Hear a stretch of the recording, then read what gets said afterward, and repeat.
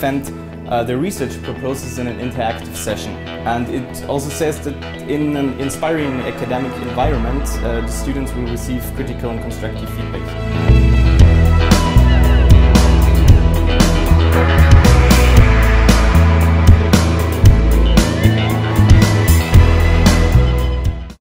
Eva has actually two keywords which I could identify in her work. The first one being urban sprawl. Its characteristics are low density in building. It's most of the time exclusionary, means sometimes car dependent, and it's usually on the fringe of settled areas. Caused is urban sprawl by actually different things. People want to live or work in green space, in areas where the crime rates are low, or where land and building is affordable. The second keyword actually is backcasting, which we already heard in the title. Backcasting is, so to say, a backwards-looking analysis, and the aim is to see what measures it would take to reach this desired goal in the future. Eva, I would like to congratulate you on a very coherent proposal, and I find that you brought together or answered to the DK requirement, as Professor Strobel pointed out, to answer to an inherent question using this technological layer, and I found that very, very good. You have many options for methodological approaches.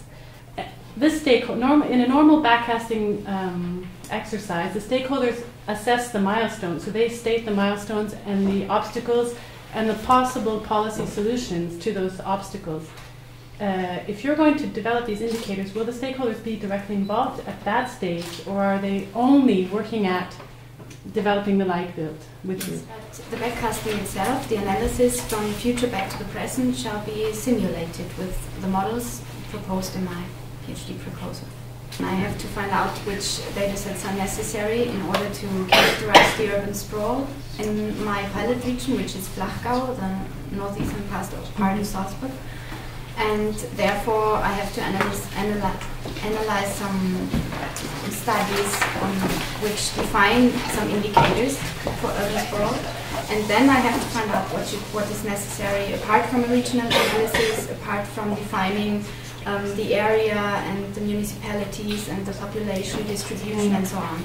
I was very surprised that these backcasting methods are not really implemented in spatial planning yet, at least what you state in your paper, because in my vision what decision makers in planning do is that they set up visions, future conditions, how any system should be, and then they want to know how to get there.